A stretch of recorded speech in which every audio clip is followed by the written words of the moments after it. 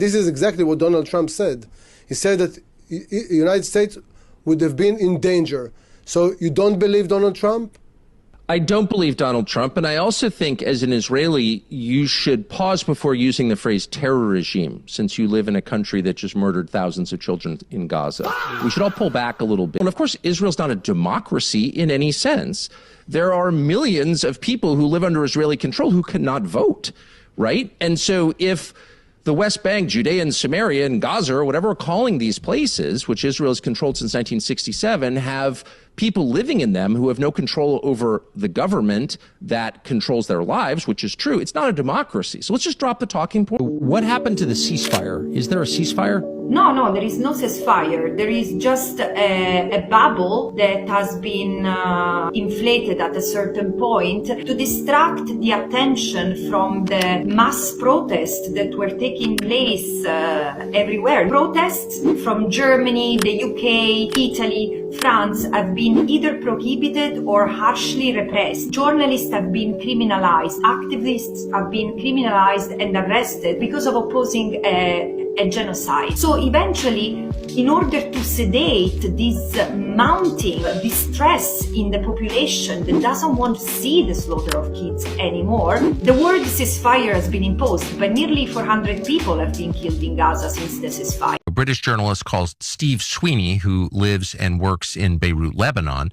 was in southern Lebanon attempting with a cameraman to document what the Israeli military is doing to the southern part of that country, which is leveling it, moving people wholesale out, including Christian villages across the area. And as he was preparing his report, he was targeted by an Israeli-owned, American-made aircraft that fired a missile at him in an attempted assassination. Here's what it looked like. Further rocket attacks were reported against Nahariya and admitted.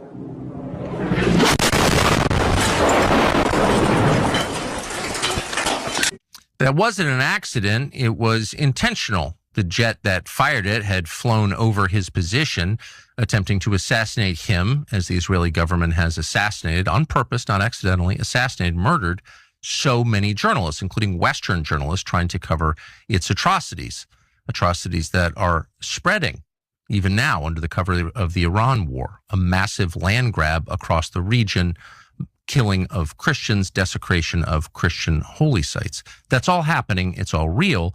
And one of the reasons you may not know about it is because the people trying to record it, to chronicle it, have been assassinated. Do you think it's possible that the First Amendment will be overridden by the state to punish people for having opinions the state doesn't like?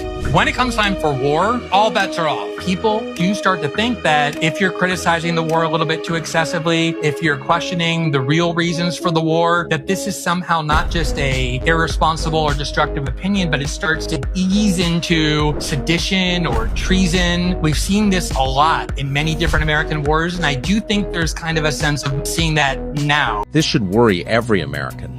A number of U.S. Marines were captured on the Iranian island of Karg during a failed landing attempt, and the capture was carried out successfully. Unverified reports circulating on social media are alleging that multiple U.S. Marines were killed and others captured during a failed landing operation on Iran's Karg Island, one of the country's most strategic oil hubs.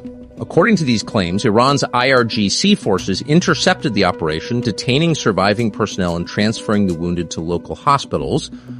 However, there has been no official confirmation from U.S. or international authorities, raising serious concerns about misinformation amid already rising tensions in the region. Analysts warn that if proven true, this could mark a dangerous escalation with major geopolitical and economic consequences, especially for global oil supply routes. Building of the third temple, which requires the destruction of the Al-Aqsa Mosque, which is actually, which could happen during this war, given what we've seen so far. So the Israelis have closed off the Al-Aqsa Mosque, as well as other religious sites like the Church of Holy Sepulchre, to tourists these past few days.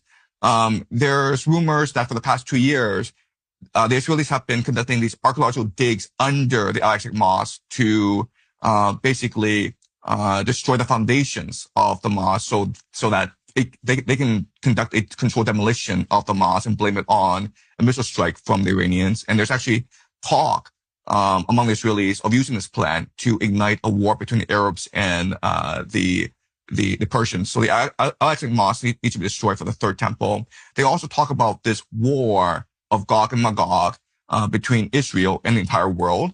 Then the coming of the Jewish Messiah, the creation of the Greater Israel Project, the return of all Jews from the diaspora. So there are different components to this plan. Israel is so evil, it's actually hard to wrap your mind around.